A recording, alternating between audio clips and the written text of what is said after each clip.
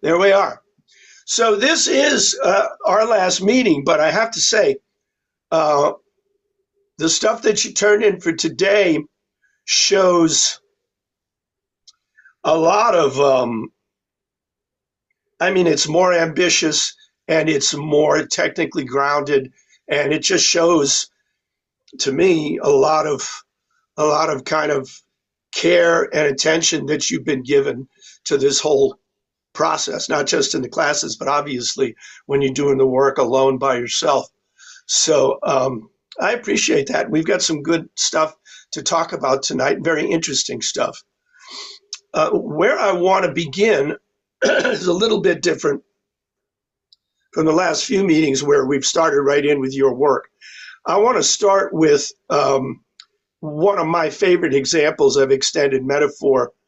It's a Frost poem that people who love Frost know, but it's not one of those poems that you see in anthologies in high school, when you're first reading poetry, that we all know which poems those are. This one's a little bit different, but it's a really interesting example of what you can do in extending a metaphor, because that's what you all did for tonight.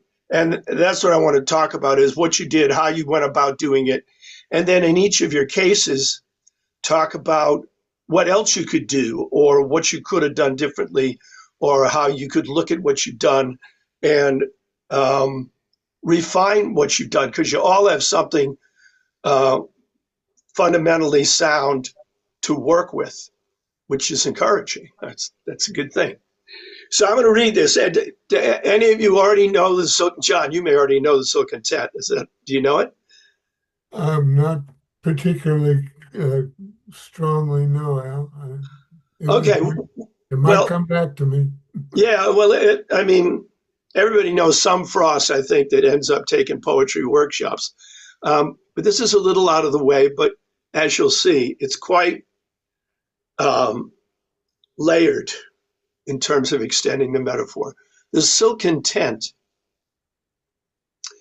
She is, as in a field, a silken tent at midday, when the sunny summer breezes dry the dew, and all its ropes relent, so that in guise it gently sways at ease, and its supporting central cedar pole, that is its pinnacle to heavenward, and signifies the sureness of the soul, seems to own naught to any single cord, but strictly held by none, is loosely bound by countless silken ties of love and thought to everything on earth the compass round. And only by one's going slightly taut in the capriciousness of summer air is of the slightest bondage made aware.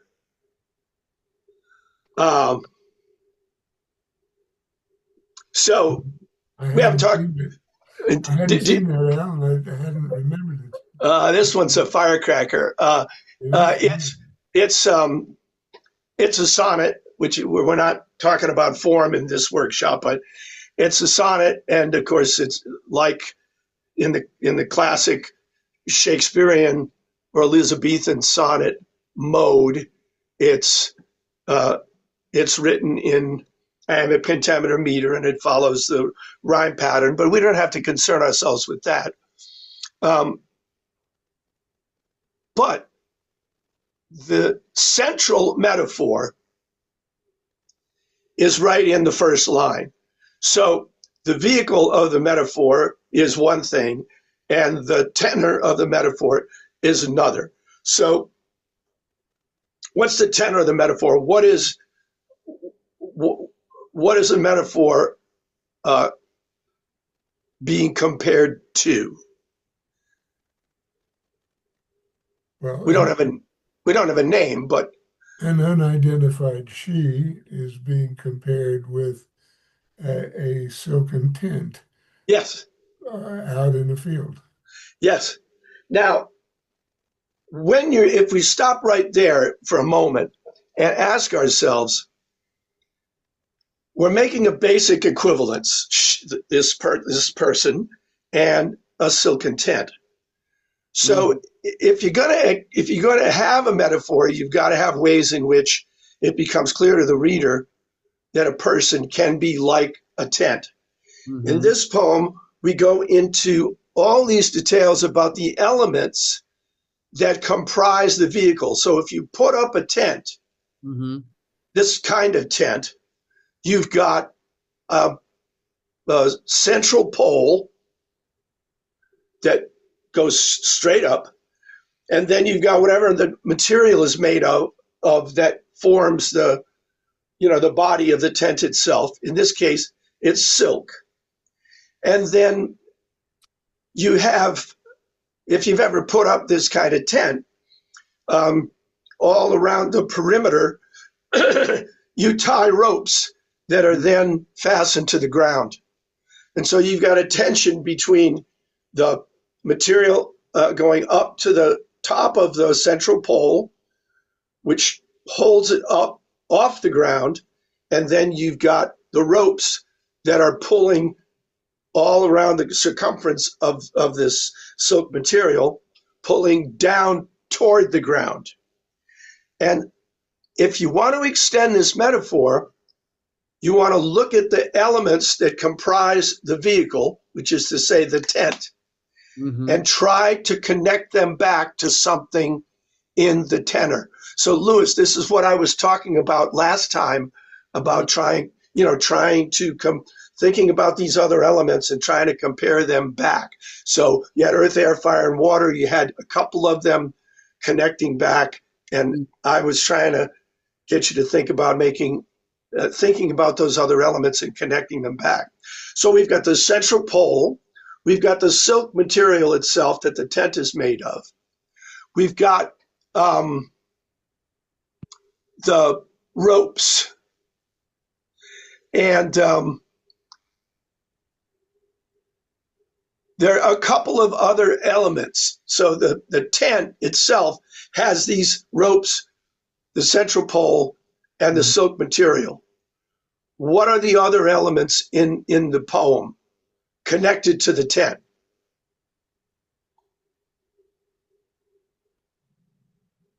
The silken ties of love and thought. Yeah, those are the ropes.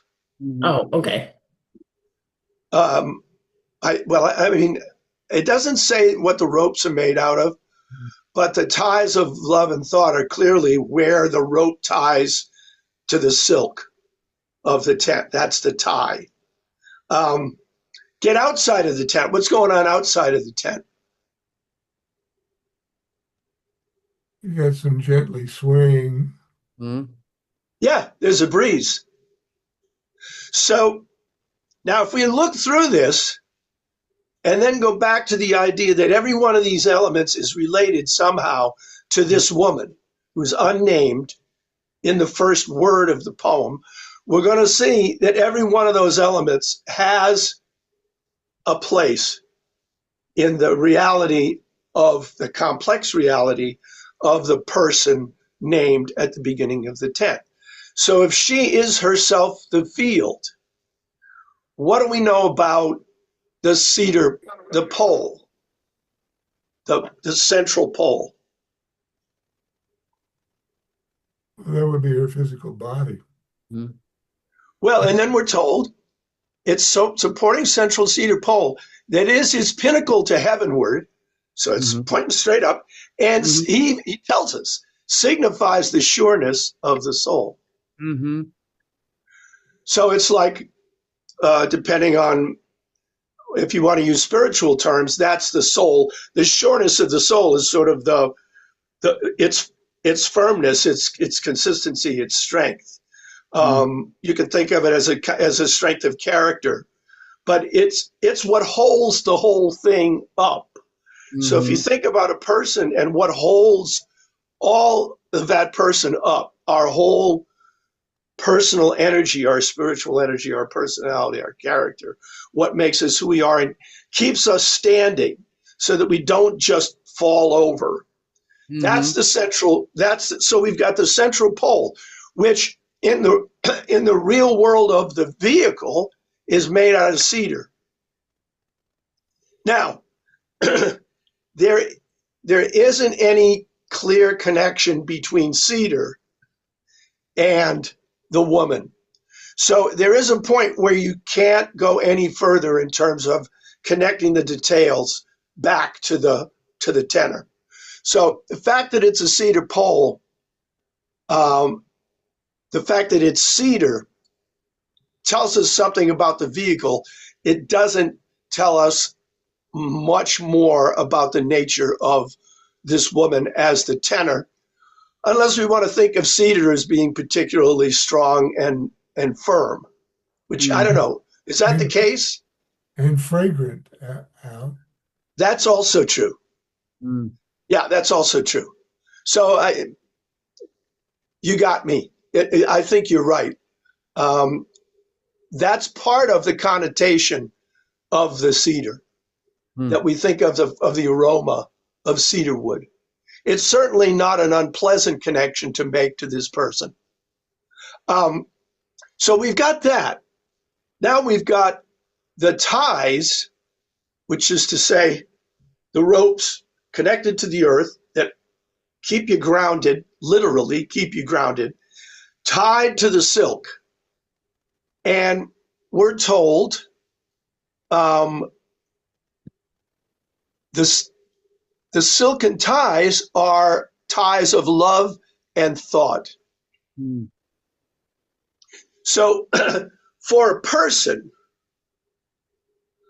what are the connections that you make to others of love and thought that keep you grounded?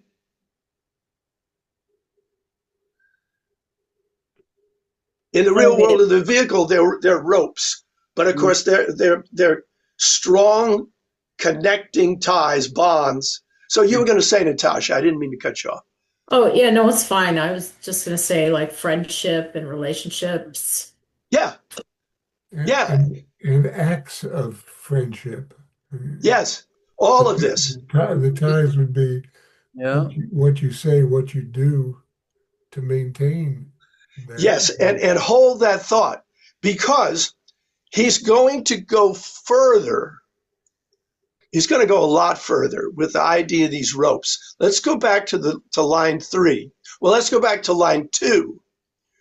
We're told, we're looking at this tent, it's midday. And the sunny summer breeze has dried the dew. So what could that have as a connection to the person? What would midday suggest?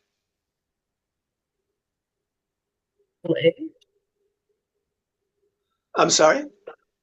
Middle age? I don't know. Middle of something. Well, you can think of it as being in the middle of your life.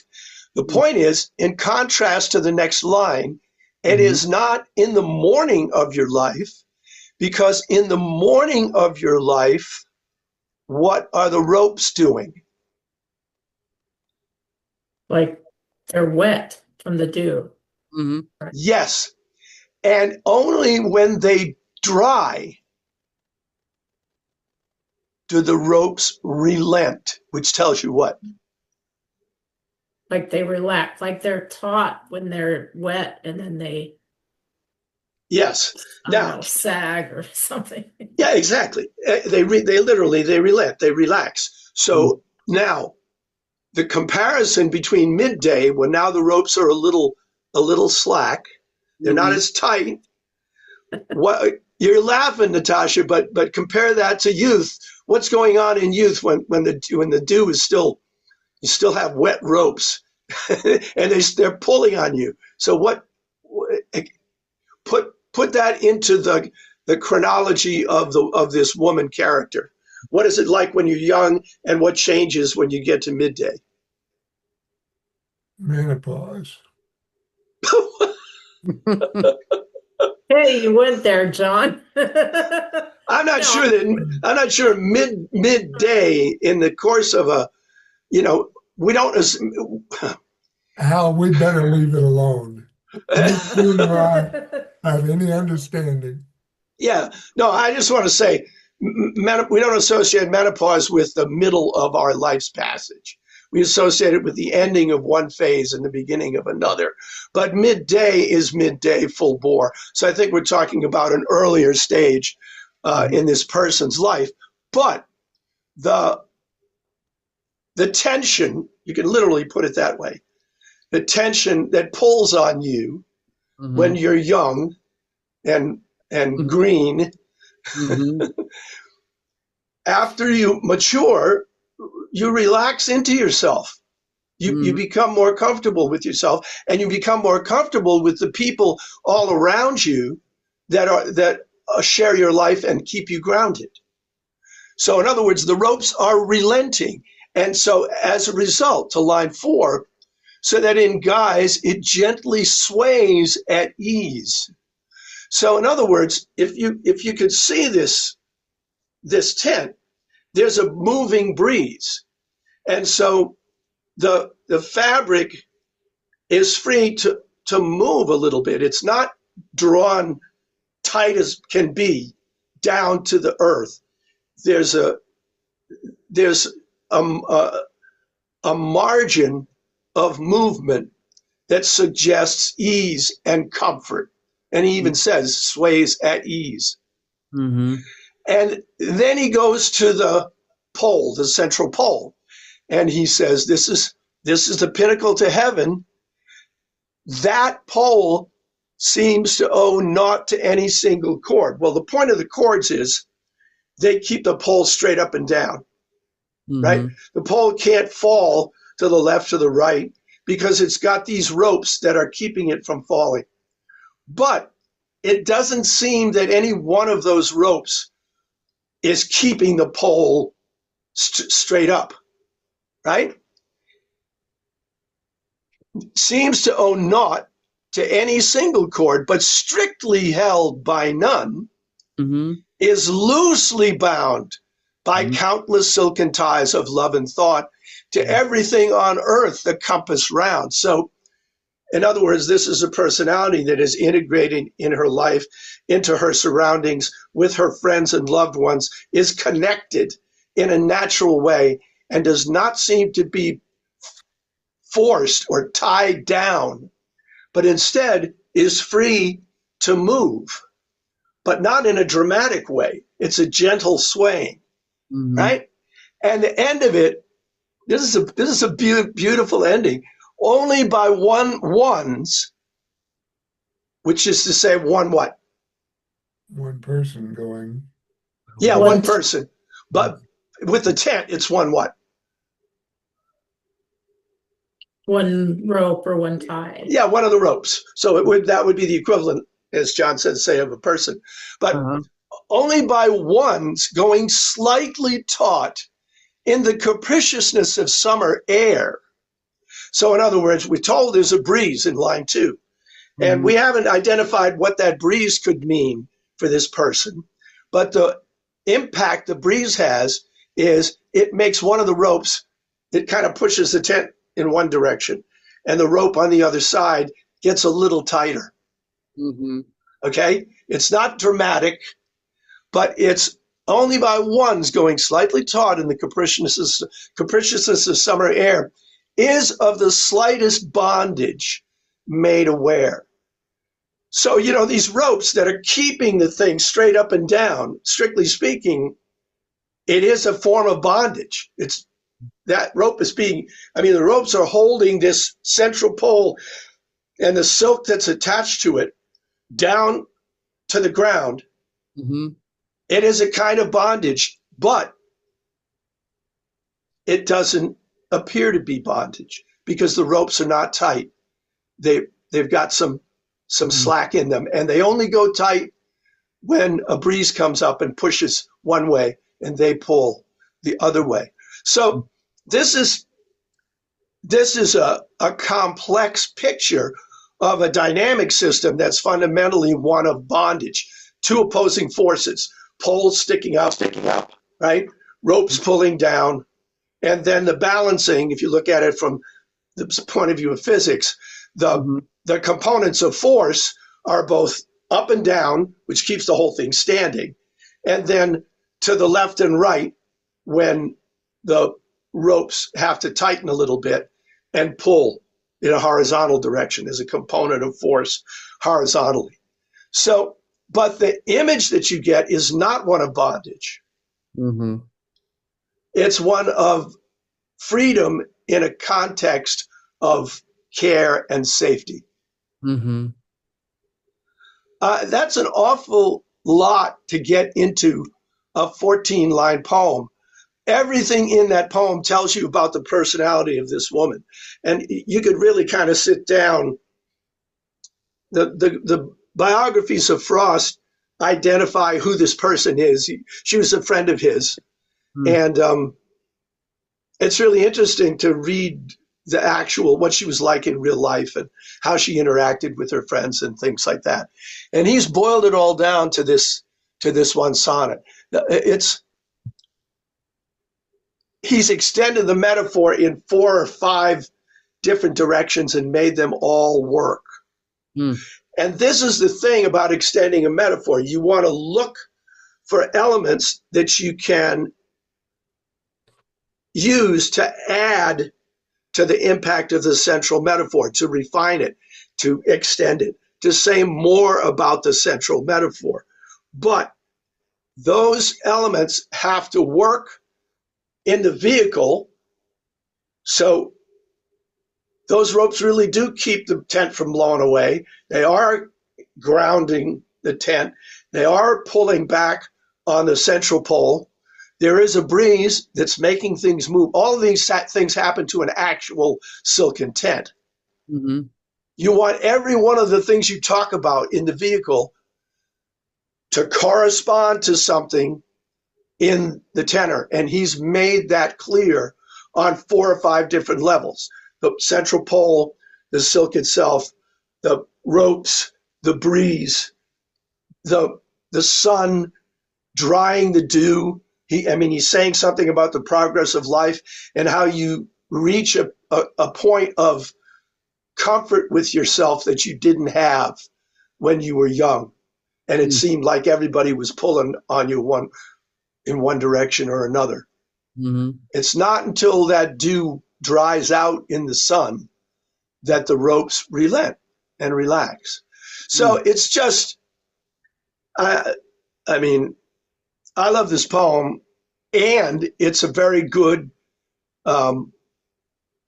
example for a workshop like this, because he does all the things in this that an extended metaphor needs to do, and you can make a list and go tenor, vehicle, tenor, vehicle. Now, how do the ones on the vehicle side work together?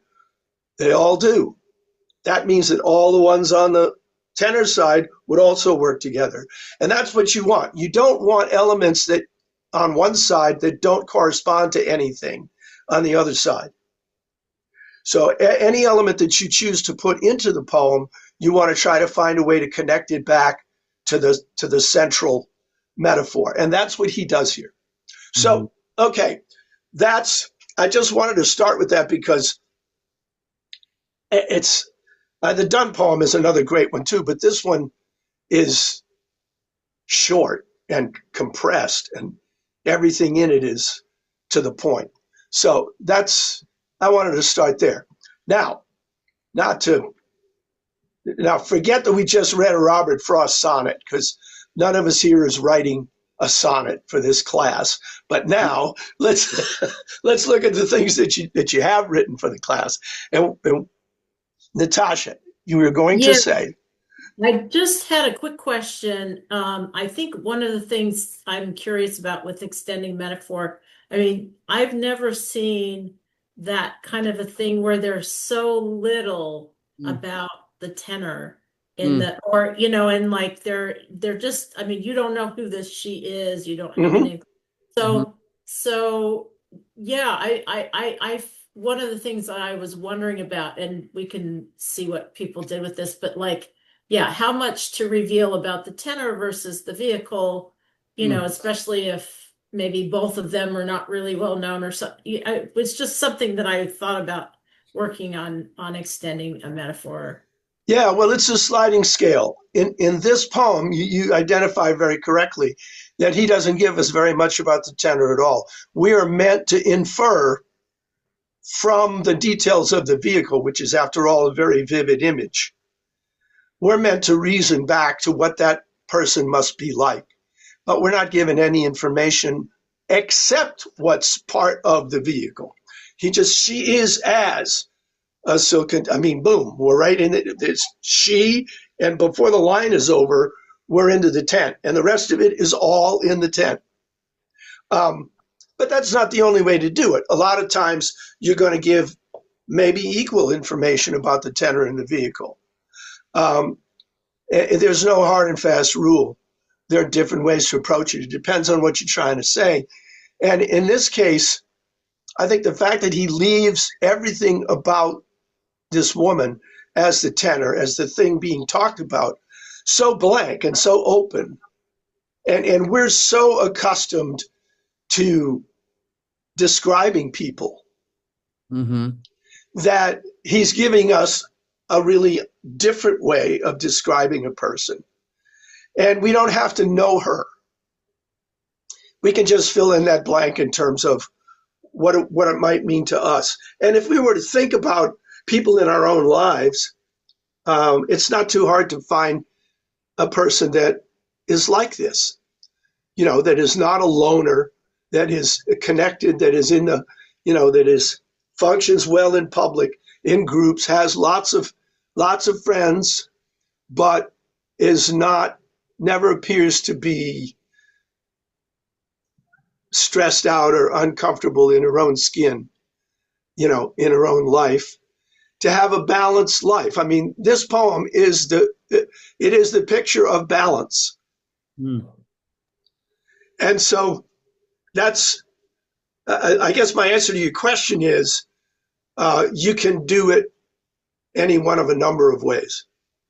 A lot of it, when we get to Lewis's poem, you'll see that he gives us a lot of information about both the tenor and the vehicle, and that's another way to approach it. For what he's doing, it's important that he does that because we don't know either the tenor or the vehicle, and in this case, the character who represents the tenor is not someone that everybody knows and has experienced. So we kind of need to be told, and we are. So I want to get to that, but I want to actually start, Natasha, with yours, if that's okay with you. Excellent. Okay, so you sent me to, the encyclopedia more than once on this one, Natasha. Oh no. But that's a good thing. That's a good thing. I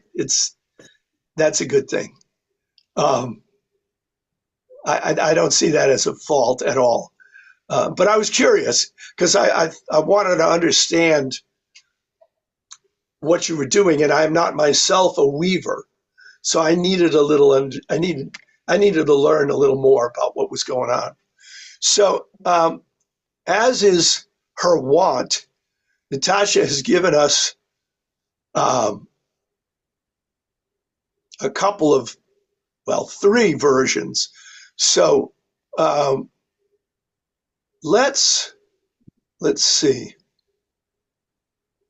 We can just take the last one. There isn't a huge amount of difference. Well, you had a stanza that you took out, basically. Oh, okay. Yeah. Right, and then you had a stanza that you changed. So, that's okay. For our purposes of talking about extending the metaphor, let's go with the most recent one. Okay, so if you'll read it for us, please. or tapestry. My life is an unfinished tapestry, the grand design woven from behind. At birth, the loom is strung, vertical warp of past, present, future, stretched, taut. Painful memories cry for overweaving, knotted off among green threads of youth. Rich earth tones of friendship layer the weft. Husband and children add warm reds and gold. Nobody knows when the last thread will be tamped down, the weft tied off, and the tapestry laid to rest. Would that when the pattern is finished and prepared for hanging, there will be many who admire it. Thank you. Let me ask a number of questions having to do with weaving, because what we have here is an extended metaphor in which the tenor, as you stated, is My life. your life. Or the speaker's life, whatever. Yeah, well, I mean, you're here, so we can ask you if Right. it's you, and you can tell us if it's you. And then the vehicle is generally Tapestry. Yeah. a tapestry that's Or- being woven. So, Right. knowing as little as I knew before today about weaving tapestries, woven from behind means what physically? So well, the way that you make a tapestry is you have the design, or like used to call it a cartoon. And then the weaver is sitting at the loom, and usually they have to do it from behind. It has to be woven from behind. But the whole thing is you can't see what the design looks like. So they would put a mirror up to show the front of the tapestry so that they could sort of check that against the design, whether they were doing it accurately. But in this case, it's woven from behind, which means you can't see that design. And that, that's something I struggled with a little bit, because I'm like, well, technically, I don't know what the design's going to be. That's the whole point of life, So it was just trying to catch that idea of you can't see the whole thing, and we don't know where we're going with this. Okay. That's a very, very clever way of putting it. Yeah, I agree. And I'll come back to that. I just have a few questions. What is overweaving? So overweaving is when, I don't know, you make a mistake or something happens and you can't really undo it, but if you weave over it, it kind of smooths it out and makes it more sort of visually appealing or something like that. Okay.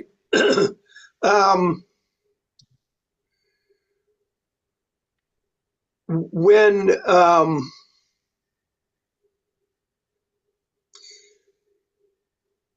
from the last stanza, I take it that there's a purpose for this tapestry. There is a destination, a utility to which it will be put. And what is that? Well, for people to see it and hopefully admire it. Okay. That's sort of where we're getting to here. Yes. Okay. It would be an assessment of the speaker's life, an outside, Yes. accurate assessment of, or hopefully you hope that it's accurate. Or something beautiful. It doesn't even have to be accurate. Forget that. Yeah, okay. Admirable. Just something beautiful that tells a story that, anyway. Well, so when the tapestry is finished, it will hang, and others will see it. So it's others who are in a position to admire it or to assess it. Right, not me. Right. Okay. So uh, keeping these things in mind, what you've already done is to extend the metaphor in a number of directions. So first of all, the design of the tapestry is woven from behind, as you just said, and the part of that that connects the person weaving without being able to see the design to the speaker of the poem is, what does that mean for you to not be able to see the design that you are yourself weaving? Right. Well, and I struggled with that because I mean, I even asked the question, who's the weaver and, who's the tapestry or whatever. And I mean, yeah, I don't know. I mean, I'm Well, both weaving it and I'm the tapestry. Maybe that's what doesn't work or is not connected. I don't well, know. this is what makes the potential so rich, because we understand that you are making the tapestry, that you are making your life, and Oh, that no, that's true. That works. and the weaving of the tapestry, that's what has to be done in the world of the vehicle. The tapestry's got to be worked on, and threads have to be put in, and so what would that correspond to in the life, the tenor of the speaker would be what? Well, it's really the experiences and the choices and the things that happened that make those layers of threads and different patterns and it's I mean that's what I think I was trying to show with like the different colors, although I kind of obscured that a little bit, but yeah, that's the idea, is that each experience is like a thread or like a group of threads that are, and you always build from the bottom up. So, and so Yes. so I was Well, thinking, I want to get to that oh, a little okay, bit okay, later, okay, because okay. that's part of that. Again, that's part of the imagery here. So what essentially you have at this point is the idea that the act of weaving the thread is equivalent to choices that you make in your own life, that you're actively building your own life. Later on in the poem, though, the addition of threads, the colors of the threads, are people that are in your life. So, in other words, it's a little ambiguous. You're not Okay. making you're not making the threads, but you're using the threads, right? The threads, when they're people, you didn't make, but they belong in your life because they're a part of. So it isn't just your actions. So now, in other words, you're free to think a little bit differently about what it means to put things into the tapestry, whether they're given to you and you choose them, or whether you have no choice. You imply, because you talk about overweaving, that sometimes there might be something which could be construed as a mistake, that you or a memory that you don't want to have, that you can go back later and weave over.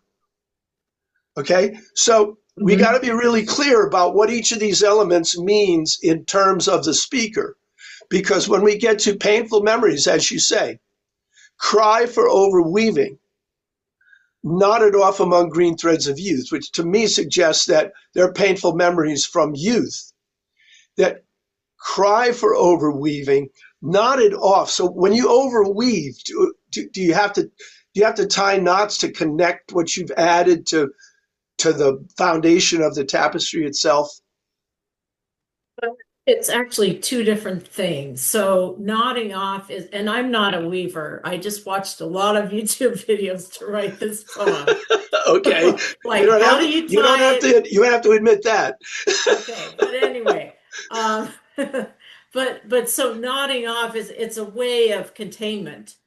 of like stuff, like say you want to have two different threads in the same line, you knot it off and then you can start something new after that. But knotting off in this context was a way of containing the Mhm. damage. And then the overweaving would happen over the top of that. I mean, Okay, it's like it's crying for overweaving. It's not getting it. It's knotted off. It's like just stuck. Uh, I see. Okay, I mean, not I didn't know that the knotting part is not part of the overweaving part. Just because oh, okay. you're making a distinction as two actions, one of which gets done and the other of which is not, doesn't get done, and that doesn't come through to me because I don't know enough about the nature of the vehicle itself. But that's another thing to think about. The Okay. next thing Yeah. is the colors, layering the weft with husband and children with the colors of reds and gold. So again, we understand that is a part of your life, but not. It's a little unclear how you weave them into your life. It's not as simple as they show up in the room. It's it's still a part. It's really the action of living with them, of being connected to them, that weaves them into your life.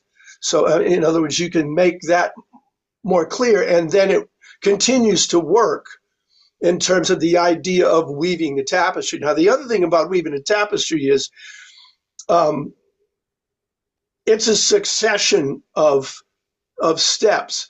There isn't one. There isn't one thread that gets woven continuously. It's new things are added. There are stops and starts, and so you're on the side of talking about how individual experiences work together to produce an overall effect. So keep that in mind. Now, it's pretty clear what you mean when you get to nobody knows when the last thread will be tamped down, the weft tied off, and the tapestry laid to rest. Here's the only issue I have with that. The tapestry starts from the bottom up. Um, when you say nobody knows when the last thread will be tamped down, um, you're operating on a ground, right? So from the bottom to the top, but there is a top. Is that correct? Yes, there is a top, and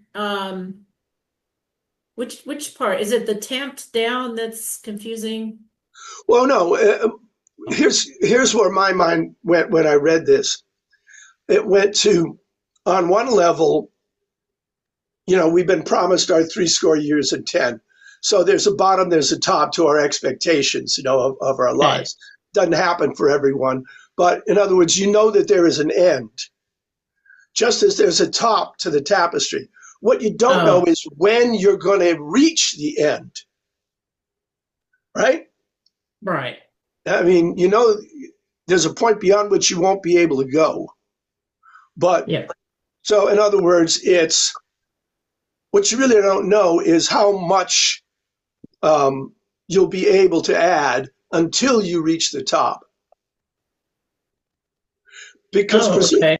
because presumably at different stages, it could be, is it all of equal density, or is it sometimes denser, or when you're Oh, overweaving, it's more dense? yeah. I mean, there's different thread. There's wool, there's silk, there's texture. So, I mean, I don't know if that helps to understand, but Hmm. so there's different thicknesses. Sometimes threads are combined on a bobbin, like multiple colors on the same one, and you weave that through. So I mean, maybe I could do more with Well, that. I guess what I'm saying is nobody knows when the last thread will be tamped down. Um, doesn't convey all the richness that you just said, Okay. because you've Okay. just put it as you don't know when the last. That suggests that you know how many threads there are. We just don't know when we'll reach the last thread. But it's more complex and richer than that. So that's another thing that you can think about. Now, Okay. when you get to um, I guess the language gets a little precious with would that. Yeah, I know, but I just couldn't think how else to say that. So, Well, you can always ask yourself, if somebody asked me what I meant, what would I say? In other words, not when I was trying to write it in poetry, but what is it that I would actually say? I mean, I really, it's wish, just I wish or I hope. I wish. So Yeah. then you try to think of a way to say that that's not quite as antiquated as would that. Now, the other thing Okay. is the whole last stanza is a little bit of a letdown because you don't make a very great claim for your life. It's like, well, Mm. I hope people will look at it and admire it and say that it's beautiful. Um, I think there's more to a life than that, and maybe you can put a little more weight on the tapestry. Um, I mean, there were a lot of reasons why tapestries were woven in the first place. Um, so you could think about that, the overall function. Now, another way to think about this whole, we've been talking about the elements that are native to tapestry weaving, hanging, the creation of them, not knowing the design, which the fact that we go through life not really knowing what the design of our life is going to end up as, we don't really see the whole picture.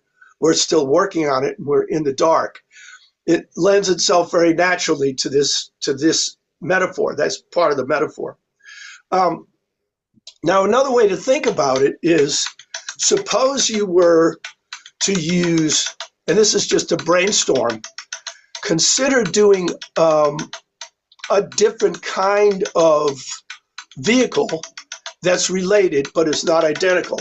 For example, if you were talking about making a quilt, what is different about the nature of the elements of quilt making that would give you, what would that allow you to do that you're not allowed to do when you're working with tapestry making? Hmm. So, for example, in quilt making, it's modular. You're making a succession of small panels that are then connected. So that lends itself very naturally to in key scenes in your life that are then connected that form a sequence. So it's a different way of thinking about sequence, and it's Hmm. more. It gives you an opportunity. It's a different relationship between what's in the image of a panel and what you're using as the placement of a thread or the color of the thread. So, in other words, you could have panels that show uh, important moments that, working together, give people an overall picture of your life. So then, in other words, you could tell a succession of little stories, which is more personal than doing this impersonal thing. But that isn't, I'm not trying to say that's better. I'm just saying, ask yourself what it means to be making a small panel. What goes in that panel? What would I choose? What would it be a picture of? Would it be tell a story? Would it just be an icon that would represent something else? You've got all of these choices that you can make in a modular fashion, which is fundamentally different from the weaving way of approaching it. And then, depending upon what you want to say, you might find that you could extend that in the individual panels in a way that worked particularly well with what you wanted to say about your life. I present it as an alternative because if we're going to work with an extended metaphor, we want to think about the elements natural to the vehicle, all of them, and then find as many as we can that we can connect back to the tenor. So, for example, when you were first talking about what had to be done with the weaving and the reweaving, like having a mirror that would show you the design, and those are all details that are natural to that vehicle, but you did not have a place for them in okay, and that they didn't connect to, because what would they have to do if you're the person doing the weaving? You would have to get a look at the future design of your life to go by, to be guided by. Now, Right. were you going to say something about that, John? Because No, no, no. I'm sorry. I oh didn't. no, that's okay. But in other words, you could think about that. And you could maybe make that work. But there are going to be some elements in weaving that you simply cannot make work and that you have to leave out, and that's okay. But the major elements all have to that you do use have to connect back in a clear way. Um, so then you can add them or you can change the ones you've got or whatever. But and then you might just want to think about the ending because it's a little. I mean, you've been involved in a big lifelong project, and I mean, who are the people that are going to see it? Are they the people that you care about that are whose threads are in the tapestry, or maybe it's not like an kind of impersonal admiration that you hope for. I don't know. I don't know what you hope for, but it's a thing to think about. I'd like to speak in support of the ending as it is. Sure. I know that there is something archaic. There's an archaic ring to would that, but the rhythm that establishes in that line, I find absolutely compelling. Would that when the pattern is finished, would that win? That is such a it has such a rhythmic cadence to it that I know nobody talks like that. Do we have to care?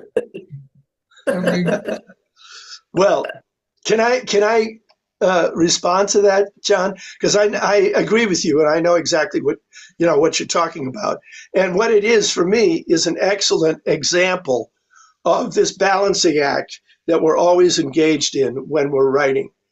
What do we gain by having would that when the pattern is finished? Everything that John just said.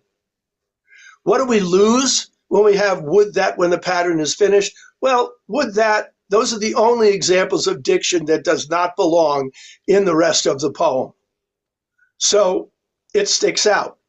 Now, do you use it or not use it? It's just a question of whether what you gain by the rhythm to you is greater than what you might give up by the use of the anachronistic language, or whether you want the diction to be perfectly consistent and you think that you gain more by that than you lose by not having the nice rhythmic turn. sure, And that's a choice. Can I just go down to the last two lines then? sure, sure, sure. Um, I think you were implying that there was something sort of wishy-washy about there will be many who admire it. Something, it's a very delicate sort of corner that she paints herself into. If she comes off too strong, it'll sound like boasting. Uh, Yep, yep. there's a temptation to boast that uh, it will be magnificent and so on. So it's kind of like I think she achieves a nice sort of natural, modest solution to that problem. Like Yeah, just kind of reminds me, I don't know what, something 19th century. So there will be many who admire it. It's just, don't pay too much attention to me, but make sure that you notice that it's damn beautiful. Uh, Mm. Well, again, if I can respond, I agree with everything you said. What I'm mentioning is that to me, there is that is gained by the use of that structure.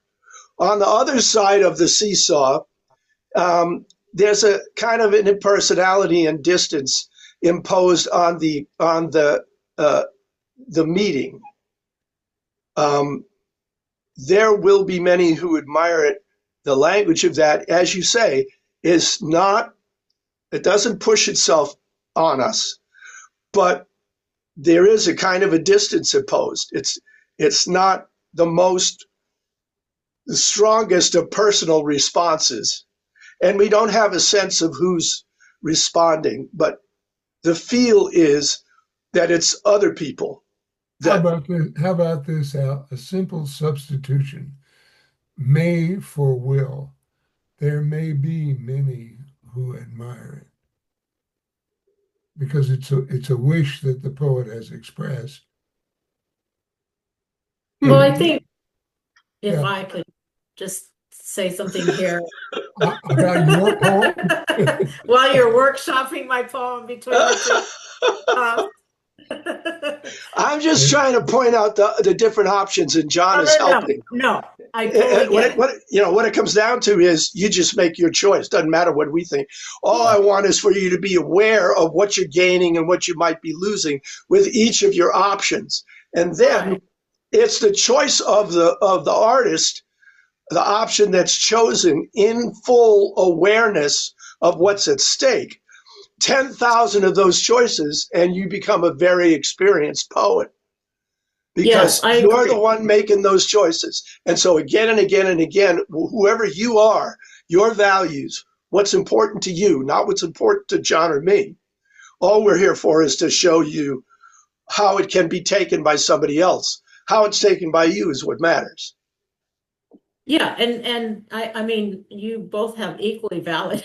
Now I'm not sure what way I want to go, but I think when my intention there was the idea of, I mean, first of all, laid to rest, right? Almost reminds you of a funeral, Mm-hmm. right?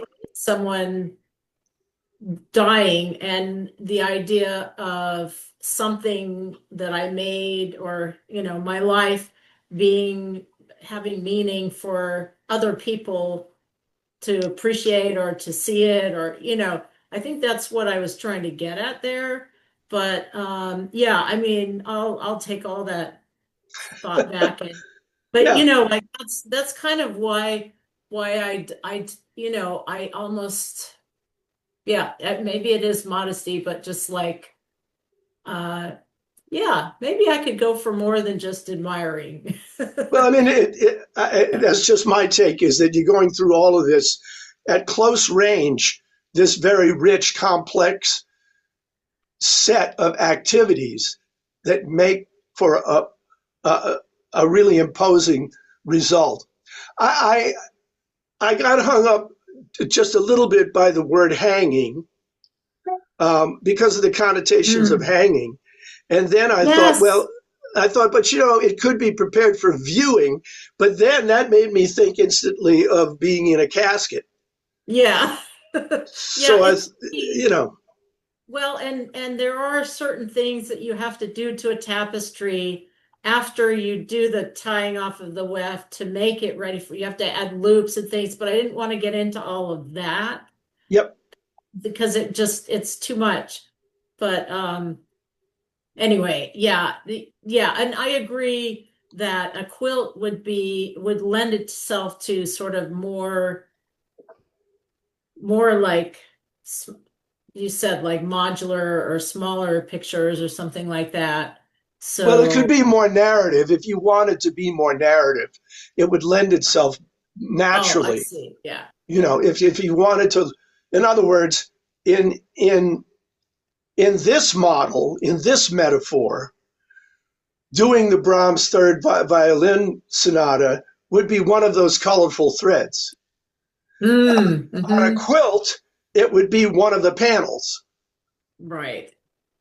Okay, so in other words, uh, depending on how you want to think about you can think about your life as a sequence of scenes, or you can go in another direction, which is what you did here to start out. Again, I'm not picking sides. I'm just saying these are Yeah. these are different things that you could do or could think about doing. So, but at any rate, what you've absolutely done is drafted a poem that uses an extended metaphor very effectively.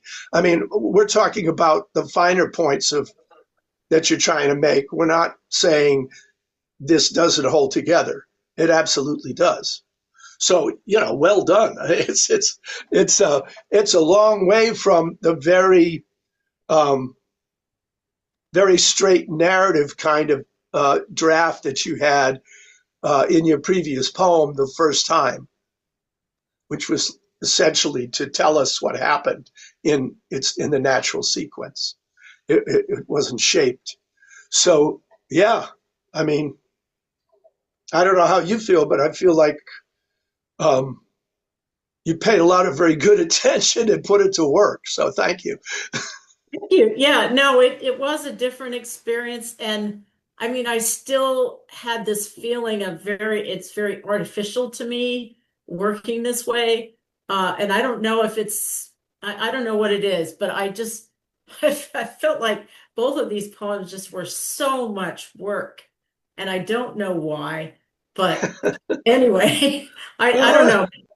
I don't know, but I still feel like I learned a lot and I got a lot out of it. And yeah, I'm pleased with I mean, obviously I'd like to tweak a few things too, but and I really did feel like it's at the point where I'm ready for people to see it, and then I want to get those impressions and those, like, how you interpret things so that I can, make it better afterwards, kind of Yeah. things.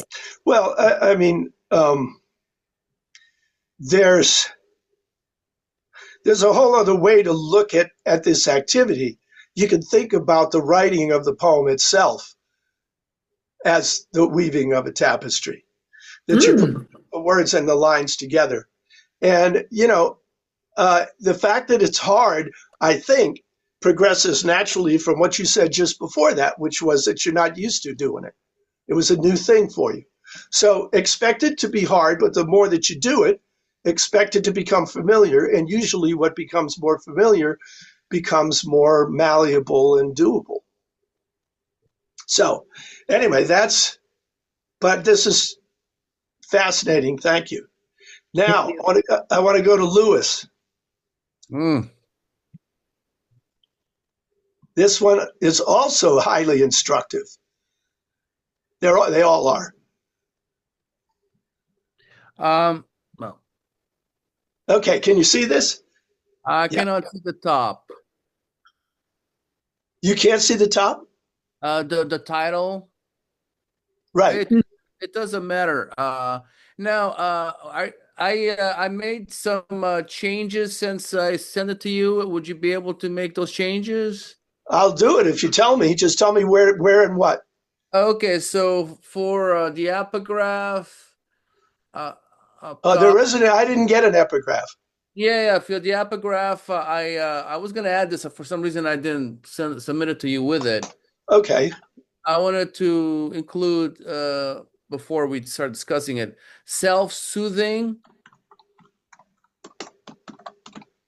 with the Yeah. empty chair. Hang on a sec. Of course, nothing is doing what I want it to do. Self-soothing. Next. With the empty chair.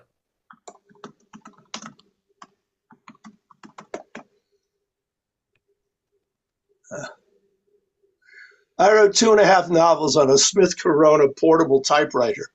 Mm. I hit the keys really hard. Computer keys don't like it. They go crazy. Mm. Just whenever I touch the keys, I make mistakes. So, Yeah. all right. Anyway. So we got that. And then oops. Yeah.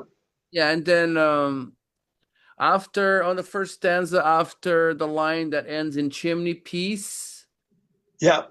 Those next two lines, I mean, those right after that, I totally changed those lines.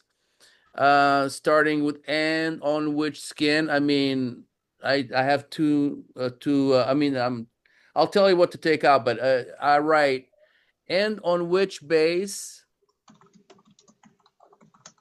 comma, I imagined." Then the next line, a line down. I imagine a printed stone house.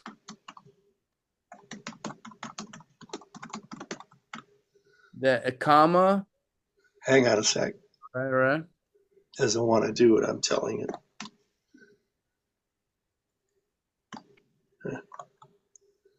A printed stone house, comma, Yeah, comma. Then like his home, like his own, and then period, or uh uh like his own, comma, and then in front of which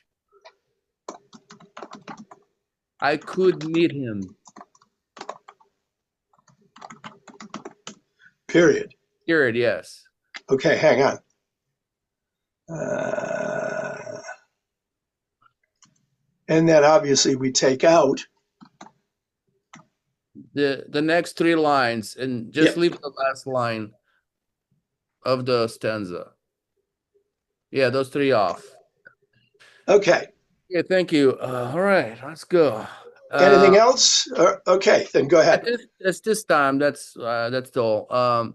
So all right.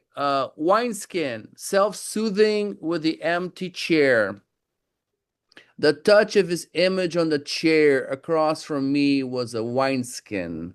His pinstripe brown shirt, thinning hair uncovered by his worn fedora hat, and jeans-like pants were as rustic as a tan goatskin container hanging from a nail in a kitchen with a wide-brimmed chimney piece, and on which base I imagined a printed stone house like his own, in front of which I could meet him. What would the year be? 77, 78? Just like him, now sitting on the chair. I didn't walk over to hug him, as I would not have twisted open the cap of the wineskin that his touch evoked, for it would tear up the calm feeling in the pit of my stomach, as if he was already hugging me, my body snuggling on his protruding belly. And having been told more about him than from him, I knew he wouldn't have twisted open those skins either, though I worried he would have disapproved of my equating his image to a wineskin. After some dialogue between us, his prompted presence on the chair across from me, and remembering being told he asked about me when I had been deemed too young to visit him in the sanatorium, I knew I didn't need to worry. I kept that exchange between us, with his understanding of the path I had been placed on to walk, restoring my plundered wit. This new skin, I don't know what to call it yet, I carry over my shoulder everywhere. Thank you. Well, this is really a strong personal uh, connection being explored and displayed here. I have a couple of questions. The very beginning, the first two lines, it's clear that the vehicle is a wineskin, and you extend it by going into details about what it looks like and imagining a house on it, on the surface of it, and then you talk about the cap of the wineskin, taking the cap off, There are Mm-hmm. implications about if there's wine inside a wineskin, what impact it might have if you uncap the thing. Mm-hmm. But my question for the very beginning is, I understand that the vehicle is the wineskin. Now, Mm-hmm. what you actually say about the tenor Mm-hmm. is that the touch of his image is the wineskin. Um, yeah, the touch of his image. Yeah. Okay, so um, is that a personification of his image? Is the image touching you? Is that what you mean? Yes, the image is touching me. Yes. The touch of his image. I Uh, th- think there's a complex. I mean, it's really interesting. It's a complex image because you're it's like a double metaphor because you okay. start with who he is, and there's a picture of him, right? Mm-hmm. It's in a photograph, right, or a painting, or You a mean red. what I start with? Well, the epigraph kind of indicates what it is, and I think in the second stanza. Wait a minute. I do a bit of explanation as to what happens in to me in relation to that image that I say is touching me. I know it's complex. I'm doing my best to convey. Okay, the reason I was misled at the outset by imagining because the details are so vivid. Mm-hmm. So I imagine that you had an image, say, a photograph or something like that, that Mm-hmm. you placed on this chair and you looked at it and that made you think of him, but Mm-hmm. that you're simultaneously describing what's in the image. But what I understand now is when you use the word image, that is literally the act of imagining. That's In right. other words, so it's complex because we don't know who's doing the touching. Mm-hmm. You're doing the imagining. The Mm-hmm. image then touches you Mm-hmm. back, but of course, that's not him touching you. It's the image that you have of him so. In other words, you're creating the image that's touching you. That's Mm-hmm. quite complicated, but Mm-hmm.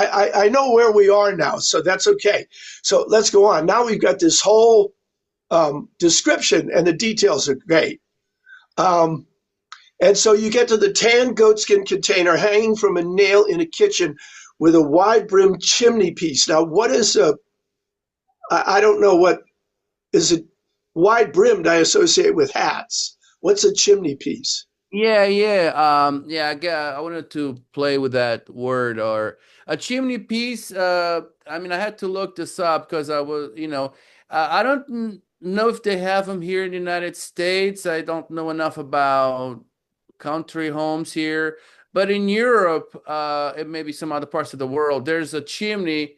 There's a fireplace. Maybe is it fireplace piece? But I thought it said chimney piece because I looked it up. So there's a fireplace, and above the excuse me, the fireplace, there's Uh, an area that comes out that sometimes sometimes you have to duck over, like in old days, but not always. Sometimes like to the it's almost like if you look at it in some places, and I know my family, my aunt had one of these. It's almost like you're looking at a an open umbrella, you know. oh, so, in other words, it overhangs and extends in front of the fireplace That's right. itself. So, That's in right. other words, for example, if you're going to cook in the fireplace, you got to bend down and get in under Yeah, this yeah, kind of a it's kind of like a canopy that extends over yeah, you. yeah, yeah, yeah. I've said, yeah. Okay, I came across those in the past, and yes, that's what I mean. okay. So then now then this gets even more complex. I love the way that you're piling the images on. Now you're imagining a stone house well, a printed stone house. So it's the image of a stone house, Yeah, right? On the base of the wineskin. Is that right? that's right. So, okay, so now you're dressing up the image. You got the wineskin. Then you put this thing on the wineskin, like his house, in front of which you could meet him. Okay, now, um, now when you get to the next stanza, I didn't walk over to hug him as meaning because I Yeah. would not have twisted open the cap of the wineskin that his touch evoked. Now I have a little bit of trouble with this construction. Okay. Um, the the you imagine the wineskin touches you in the image of the wineskin touches you as it does in the first line, right? Mm-hmm. Mm-hmm. Um, uh, so what happens in the first line is the image touches you, but Mm-hmm. what happens here is the wineskin that his touch evokes the wineskin. It's a little bit backwards, and so then you add the cap of it. But it seems your sense is I wouldn't have twisted open the cap of of of the wineskin. I mean, if you that uh, that was touching me, right? Yeah, actually, I think I'm sticking. I think in a subtle way, it's like I jump from the metaphor, setting up the metaphor in the first two lines of the poem, and then here I think I'm still like wanting to go back to that image, and I don't know if I'm making now I'm like talking about two things being there, a little too You mean by adding the cap? yeah, by adding, by adding the cap and like there's a now I'm like thinking of excuse me, like there's this person, there's this the person I'm referring to, and and now like I'm beside him. There's a wineskin, and I don't know if I should like maybe mention like talk more in a general sense, more like if I was near a wineskin, I would not open the cap. I think that maybe be a slight difference. I Well, wonder. the only issue that I have is the phrase "the wineskin that is touch evoked," because strictly speaking, you're evoking the wineskin in your imagination, and Yeah. then that image is touching you. So if you just took that out, we already know the wineskin that you established in the first stanza. So you So could go from there right to what I thought was the important part of it was okay. that you didn't want to take the cap off the wineskin because that would tear up the calm feeling in the pit of my stomach as if he was already hugging me. Um, so, what is, if the wineskin is his, him in your imagination, okay, his Yes. image in your imagination, what's the cap? Um. What's it represent? Taking it off, what does it represent? Um. Well, it represents taking that a step well for the how can I put it I'm I would take the cap out of the container. I would become emotional. I'd become too involved, and of course, I'm thinking of the if I drank the wine, open up and would drink the wine, then the calm feeling that I am so much enjoying that is part of that is there that I feel it as a touch as I imagine him across on that empty chair, by going for the drink would be I could get buzzed, I could get emotional, Yep. uh, and that could be like me just equate that to me if I went for a hug. and went to that direction of uh, uh, yeah, of a gesture of the hug to immerse in my memories of him, if that makes sense. Then I'll go this then I would spoil, I would become too emotional, and yet as I'm witnessing as I'm imagining him there in dialoguing, I'm in a calm state, and that's what I want, and I don't want to spoil that. It's Okay, kind of like, if I may interrupt, please do. I see a tension between contentment and stimulation.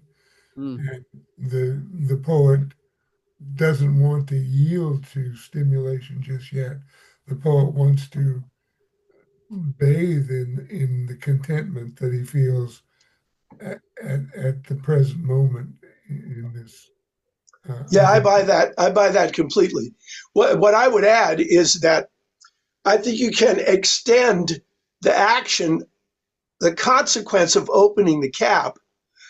Think about all of the opportunities for sense information. If you take the cap off a jug of wine or wine in a skin, you're going to be able to smell the wine, mm-hmm, and you can make just the aroma of the wine enough to disturb the calm that you don't want to disturb. mm-hmm. You see what I'm saying? Yeah, yeah. You have the action of taking the cap off, but we don't have a consequence Mm, that helps make the connection between your not wanting to lose your calm state, just mm, as John says, and move in the direction of kind of, getting involved emotionally. mm, But the aroma of the alcohol and the wine and has all these connotations of what that can lead to. So I mm-hmm, think that's something that you can use, that would be a link that if you added to this would make everything much more clear, and it would also make it stronger, mm-hmm, because we know the aroma of wine mm-hmm, just by itself. Wine connoisseurs get excited just sniffing it. mm-hmm. So there's already that emotional component just so when you take the cap off, that's it. You can Mm. smell it. So that's what I think of when I see that part. Now, Well, the lower stuff, I thought was really, really interesting when you got to, I mean, we're trying to infer about this person Mhm, from from what you're telling us, and there's so much that we're learning. So you mhm, say, having been told more about him than from him, and we understand that's because the age difference is such that you didn't you have to imagine a conversation with him, right? mhm, So I knew he wouldn't have twisted open those skins either, and what we're guessing is for the same reason. mhm, yes. Okay.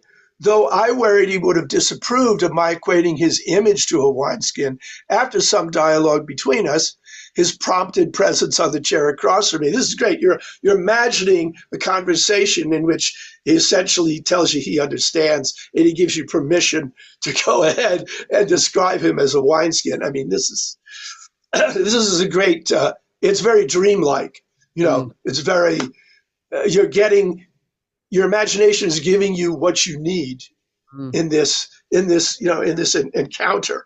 And mhm, then remembering being told he asked about me when I had been deemed too young to visit him, I knew I didn't need to worry. um, so I thought that was a very subtle way to talk about the the connection that you feel to this person, even though in actual life he's not there in the room with you at all. mhm, Um, so, I mean, I'm enjoying all of that because it's a really interesting way to show the connections that you have and the ways that you understand each other, and the way that you feel a kind of a peer sense, mhm, that he's like you in important ways.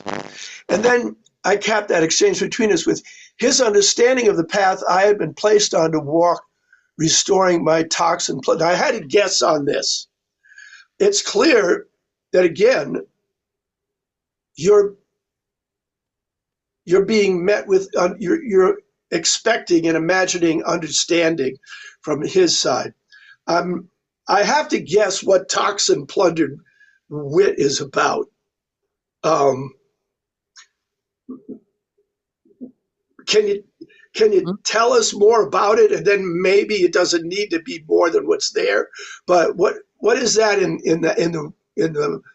the regular world? Well, I mean, that would be, I mean, straightforward. Alcohol, would be a life of, placed on to walk, the path, kind of a path that's been a bit toxic, that I'm, Hmm. you know, uh, Okay. been Uh, struggling with and I was placed on that path. Yeah, it's kind of like, I definitely jump for to a bit of self-disclosure there. Well, I was fine with that, but the word toxin, I didn't. You just used alcohol as an example, but I immediately, I mean, to actually use the word toxin makes me think like, Yeah. you handled plants that were sprayed with chemicals that had toxins on them, and so Yeah. there are health consequences as a result. Um, there's another. There are other ways other that wouldn't mislead the reader to Yeah. make that kind of self-admission. Now, the last image is a beautiful image. I'm not sure what it is, but it's a beautiful image. This new skin, I don't know what to call it yet. I carry over my shoulder everywhere. So is this new skin sort of what you imagine as the result of this meeting of you and this other person and the kind of levels of understanding that you achieve? What's the new skin? Yeah, that's that. It's kind of jumping from the that idea of a wineskin, but now it's a new skin, and that's why I use the word I cap that exchange to kind of play with that, Yep. and because it's an understanding, it's something that I take that experience with me, Yes. and I'm not Okay. So, sure. I don't, like, yeah, what is this? But I've experienced it, and that's is a is a mhm. whole lot. So John, just as a question to someone who comes uh, from the direction of um, maybe not going into as much detail as I might. Does do you take the ending the same way that I did? Did you have enough to infer what he means by the ending? What I see in my mind, Al, is an image of a an individual, possibly the speaker, who is carrying a wineskin, a physical wineskin over his shoulder, as we have all seen peasants do, but also the image of a new identity, a new kind of understanding of himself and this other person. Okay, as a result of what has come before it in the poem, as a result of this kind of meeting of hearts and minds that's taken place. Yeah, that's kind of how I see it now. All right, so that I think this whole thing works. In other words, the places where I'd like it to be a little more clear, I've kind of articulated, but Mhm. the arc of it definitely gets us to and the last image, of course, is a very good way of showing how you've been altered by the experience. And Mhm. as readers, of course, we've gone through the experience with you so that we had this kind of feeling of a new beginning or a deeper, as John says, a kind of a new understanding, a deeper understanding of Mhm. self, really. So, yeah, it's certainly as close to being conventionally clear Mhm. as we've seen. because your previous poem had a lot more points where I kind of needed help Mm-hmm. seeing where you were going. You were going a lot of directions. In your thoughts, you were going in many directions. All your thoughts here, they're they're fresh, they're unusual, they're unexpected, but Mm-hmm. they're all perfectly understandable and they make sense. So I think, you know, there are things I would do to clarify individual words, you know, Mm-hmm. or phrases, but the overall motion of it, I get. Now, I like the fact that we have to, Natasha, to go back to your question about how much we need to be told about the tenor. On one level, we know a lot about this person, uh, but in conventional terms, we don't know who he is at all. We have to just infer that. Mm-hmm. So um, I don't think you have to say who it is. But since we're here, who is it? You want me to tell you? Well, only if you want to. I mean, you No, don't have to put I'm it in. You I'm don't have cool. to name names here. Right, No, right, right. no, it's my maternal grandfather. Okay. Yeah. And were you born shortly before he passed? Is that what happened? Or did you Um, have a relationship with him? I did as a child. Yeah, he passed when I was 9 years old. Yeah. Okay. All right. So then this all makes sense. That's what I would have guessed was that it was about a grandfather or someone of that generation, not Yeah. the parents' generation, but before that.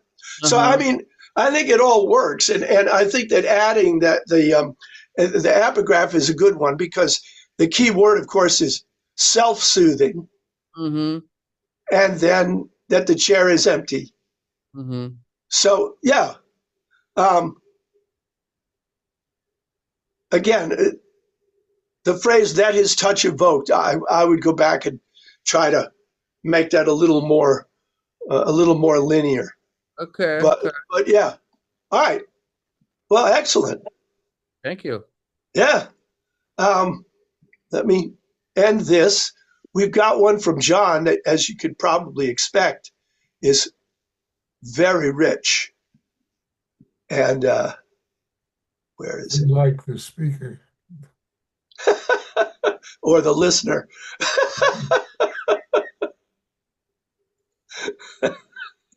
And probably for the same reasons, given what you said about your time in front of the nation's youth. Okay.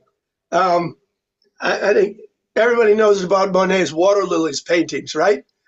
Uh-huh. So an epigraph is not needed here. We have everything we need. Would you read it for us, please, John?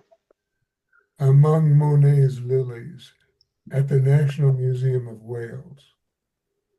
I drift across an imagined pont japonais, a little higher than Giverny's, pause and look down. This June morning, Cardiff school nymphs float serene in pads of 2 or 3 all across the wide gallery floor. The ravishing bloom of their faces radiates up the walls to find and pluck an old painter's last obsessed seeing. Blossoms close, plunge back to the pastel sketches they cradle in their laps, reflection upon reflection of sky, water, budding life. An hour, a century flows by. Outside, I stumble in streams of heavy metal, struggle with atmosphere, gravity I can't begin to comprehend. At night, water, undulating light, lilies scent, all in sight, fierce amphibian dreams. My hotel's Gideon, with all the stones of its parched deserts, cannot scuttle them. Thank you. Now I'm going to stop this share for just a moment, and I'm going to, where is it?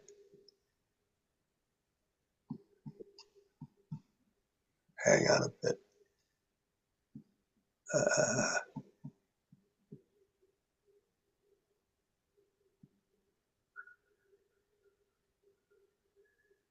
I have I got to clear off my, okay, hang on.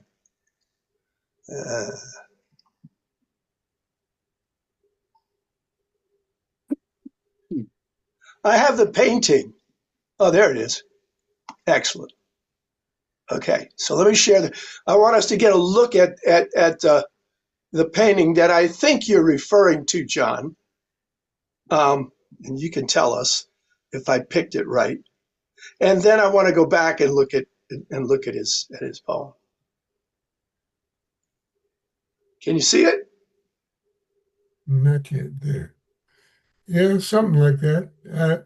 See, it's been so long when I started writing this poem that I remember an exhibit of Monet's lily paintings in this museum at Cardiff, Wales. Uh-huh. Yes. So I don't know whether it was this specific one, but yes, absolutely, the bridge is there. And I asked in my poem to have people imagine that they're standing on top of that bridge looking down. But there are lilies there, but there are also what I see on the gallery floor, which are schoolgirls sketching brought to the museum by their very effective and very sophisticated art teacher. Yes. Well, you didn't have to give that away. I I, So, I was pretty sure we would have got that because you yeah, do tell us. But but okay. So um, just in terms of the overall uh, shape, in the next to the last stanza, when you say an hour, a century flows by, and then the next word is outside, do I infer correctly that after the hour and the century has flown by, you are now outside of the museum? correct. And so you're stumbling in streams of heavy metal, struggle with atmospheric gravity I can't begin to comprehend. Those are all details about the the Welsh environment in which you find yourself outside of the museum. Is Yeah, it's more that like the difference, the rattling, jarring difference between the tranquility of yeah. that gallery and then being on the outside with all these crazy cars and heat and everything else. Well, I think just the fact that you use the term heavy metal with all of its musical and unpleasant musical connotations really, if you'll forgive the word choice, hammers that home.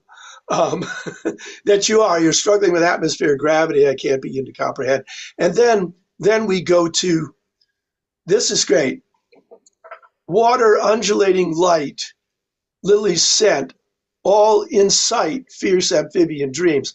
I particularly like the way that you use in sight because when we hear you say it, of course, we can imagine that it means both to provoke and also to view.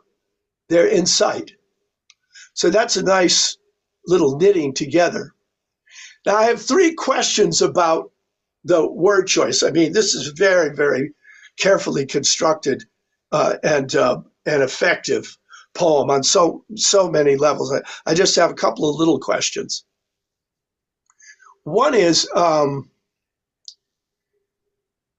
this June morning, Cardiff school nymphs float serene in pads of two or three all across the wide gallery floor. My question is about the word in. Okay, How I'm trying to picture that.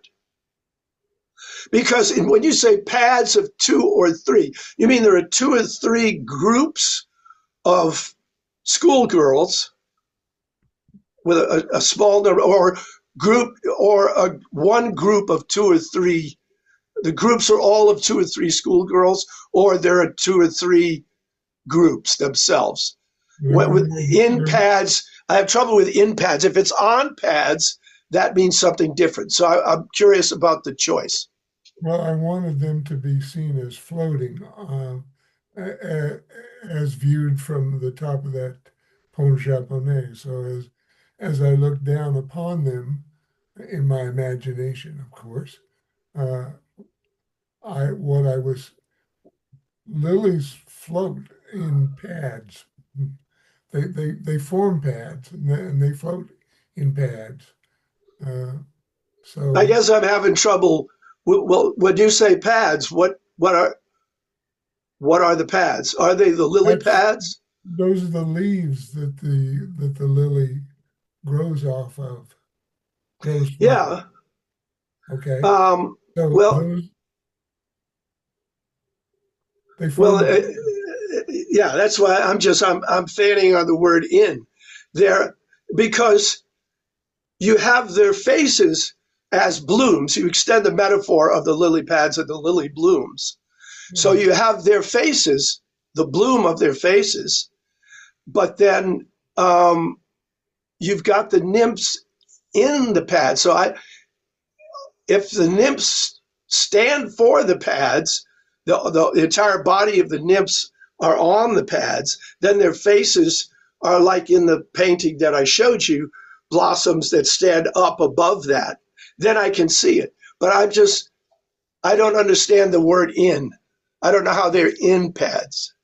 Okay, well, So that's just me. it's an aerial view. It's an aerial perspective. If you Yeah, and go I ahead, had it. Oh, No, go no, ahead. Natasha, help me out. Help me well, see this. so I mean, I don't get the in pads, but when you said pads, I was imagining these groups and like they're trying to draw. You know how you have art students that come and like try and draw And that's whatever. what they're doing. That's in stanza Okay, 4. yeah, but almost the pads of paper are like flat, almost like the lily. I don't know. It's that's what I got from it, but it's not 100% clear. But I don't even know if that's what you were going for, John. But I mean I Lily is a just lot more than just bloom. There's a huge plant connected to that bloom, oh, okay. and that plant is green and wide, and it fans out as these kids did across the floor of this gallery. Um, their clothing fanned out as well. I mean, they just seem to be imitating the lilies in so many aspects. Yeah, I understand how you're going for it, but when I compose the image in my mind, I have no trouble seeing them, seeing the pads, seeing their faces as the bloom. But the word in suggests contains to me, and that's where I stumble. Okay. So anyway, it's just something to consider. Now, the the the other thing, if you go to the next stanza, the bloom of the faces radiates up the walls to find and pluck an old painter's last obsessed seeing. So because the verbs are active, I have a little trouble having a bloom plucking what Monet saw and put down in the painting. So can you explain that, how that works? Well, their eyes were examining very carefully the paintings on the walls around them. What they were trying to get, what they were trying to capture was what Monet had captured, what he had seen in his last years painting his lilies. So what they are trying to, in a sense, they're trying to capture his eye, make his eye their own as they sketch his paintings. Well, I understand that, but then you don't say that their faces radiate up the walls to find and pluck his No, seeing. You say the you're bloom of mixing up the the entire metaphor, Al. well. I don't know how the bloom. Well, yeah, I don't get. I again, you know where I'm coming from. I I need help to see that. Okay. You imagined it first, but even if I'm looking down on their faces, I don't know how the look on the bloom of their faces can pluck. Well, maybe just that word could be capture, and that changes it. So to find and capture an old painter's last obsessed scene, because you used that word, John, when you were explaining it. I wonder if that would make a difference. Well, I mean, that depends on whether you take my point, John. I mean, what she's saying, what Natasha's saying, would work to satisfy me, but you may not you may not find anything unusual about using the active verb pluck with a subject of bloom. What do you do when you're an artist and you are trying to recreate something visually? You're plucking with your eyes. That's exactly what they were doing. That's exactly what I intended. So the eyes are Anyway, the bloom. can we move on? I really don't see the point of all this niggling. Well, the niggling is so that I can understand something. Okay, I was good. I was hoping you would help me with that. Go ahead. Do I hear you correctly that it's the bloom is the eye or what is in the eye? Or what is behind the eye, which is in the mind. Okay, okay. It's a bridge too far for me, but that's okay. It's Um, up and not that high. all right, let me follow you down to the final stanza, and the only the only confusion I have in the final stanza, and the rest of it works great. I mean, my hotel's Gideon with all the stones of its parched deserts is. I didn't even know that hotels still have Gideons. Do they actually? In Wales, they do. They do. Yes. Um, so the only place where my foot went awry is that amphibian and scuttle. So an amphibian vessel could be scuttled because it can both be on land and on sea. But amphibian as a living creature would not be described as being scuttled. So I liked scuttle, but I was unsure about amphibian. So which way did you mean that, or is there another way that I'm not aware of? When I thought amphibian, I was thinking frogs. Um, I dreamt frogs all night after this exhibit. So uh, Wow. I think we more or less normally associate frogs with ponds, and I'm sure Monet had more than his share of them. So anyway, that's what I was. Yeah, that all tracks perfectly with me. So then I just trip on scuttle because I think of that as specifically scuttling of vessels. Yes, So right. Scuttle is too narrow.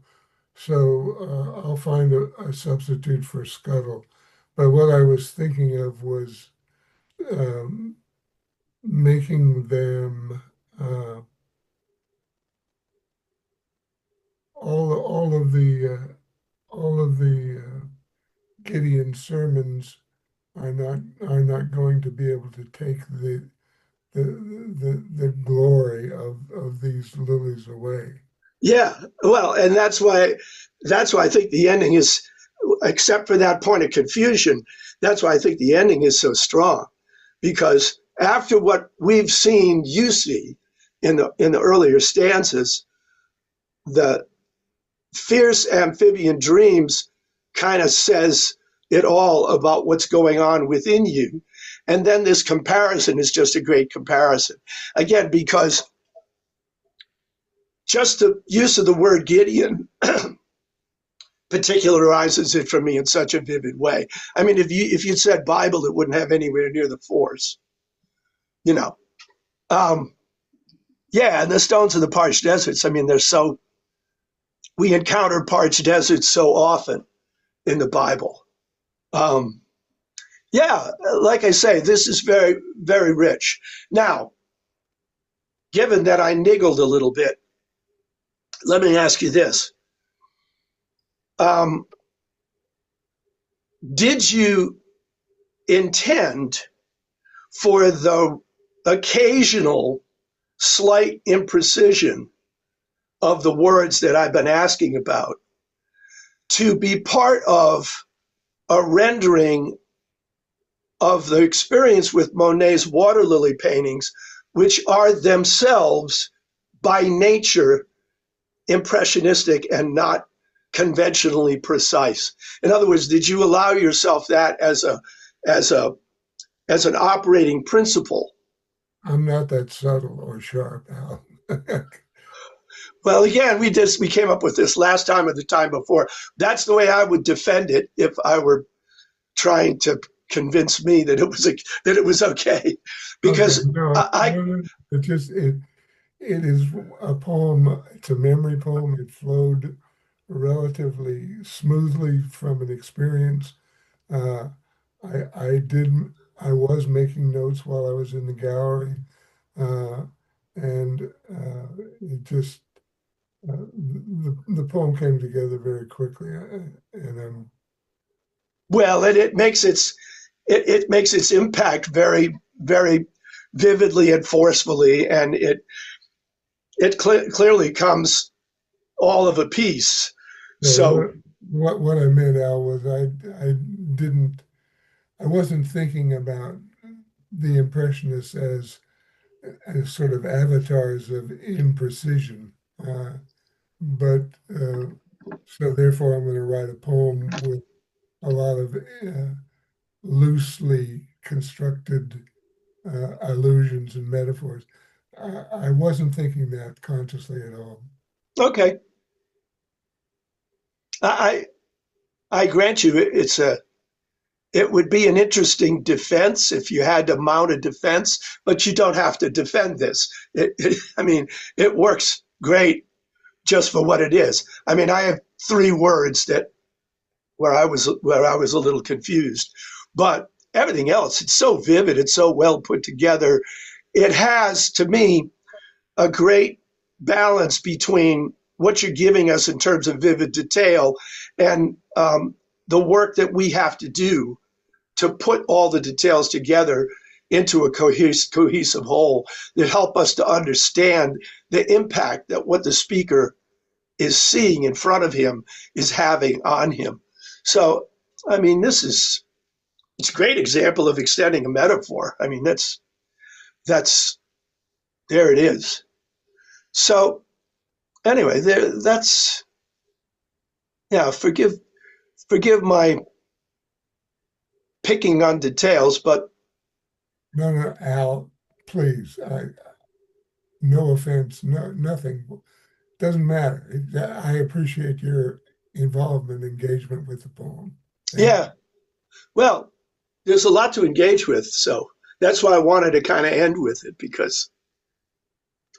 because there's so much here, and also the fact that it's not just Monet water lilies; it's in Wales, and that's important. I mean, the Welsh art students are they're not just any art students; they're Cardiff art students, and it's just specific. And this Yeah. is what we want, is specific imagery, specific language. The evocations are clear and strong. And, this is one of those, it's one of those poems that it brings us into an experience, a very, very discrete experience that you had. And the poem couldn't exist unless you had this very, very specific experience. It's a great example of what Zora Neale Hurston has one of her characters say in Their Eyes Are Watching God. To go there, you've got to know. I mean, to know there, you've got to go there. So this is it. I haven't been to that museum, but you put me there. So thank you. Yeah. Well, we're coming up on the top of the hour. Are you interested in hearing my homework? Yes. Yeah. I mean, I don't want to keep you over, but I can just read it. Oh, please. Well, yeah, let me pull it up.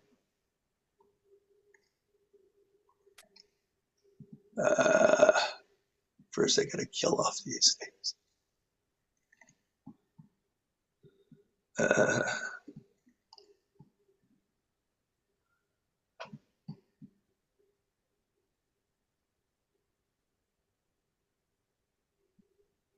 There we go.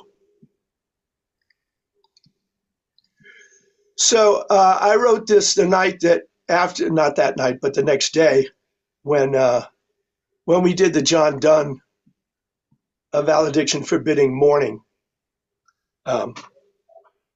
session. So this is called Metaphor Extended. I hold the drafting compass up. The camera eye transforms a mechanical reality to digital and sends its stream of bits across the land throughout the atmosphere in colored pixels, then reconstituted. Its image reaches students in my class on poetry. John Donne's A Valediction Forbidding Morning is the illustration of metaphor extended, and the compass is the vehicle we speak of, while the bond of love and trust between the speaker and the one to whom he speaks, the tenor. I separate the gleaming compass legs to show that as their distance grows, they lean into each other. I describe a circle, but only if the fixed foot doesn't move. I learned how to use the compass from my uncle, who taught me how to draw mechanically at 12. The skill to use the tool itself, the same as in Donne's day. My life spans from a past when I, assisted by this fine precision instrument, could fashion perfect circles with my hands, to now, when it's no longer necessary.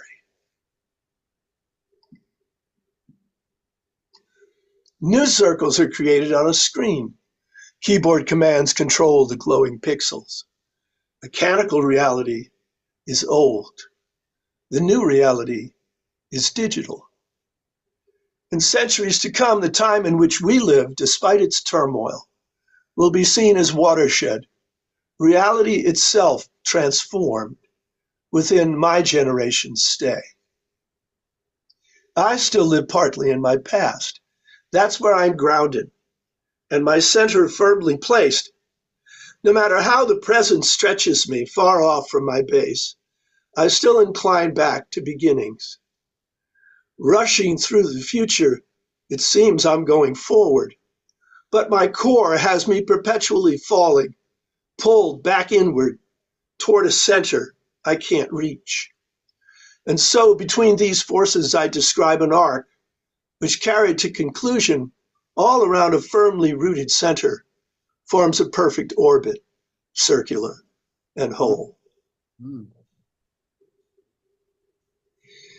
So I end with the idea of satellite motion, that a satellite is always falling towards the Earth, but it never gets any closer because it's got a horizontal component of velocity that keeps it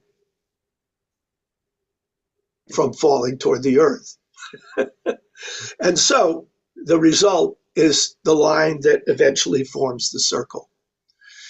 So,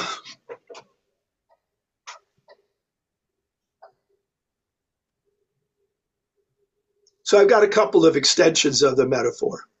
One of them is the idea of my past being one leg of the compass, with me in the present um, moving around that past, which is at the beginning, at the core of my life. And that as long as if my center holds, I have a fixed foot, then I can appear to be going forward, but what I'm really doing is describing a circle, which completes the circle. If I keep my fixed leg, my connection to the past true, keeps me in the right direction and allows me to complete a circle and to make an orbit around my past, the beginning of my life, that's circular and allows me to be whole. So I go into an orbital metaphor from the compass metaphor, but I use them both. The only other difference in this is that the poem is in meter.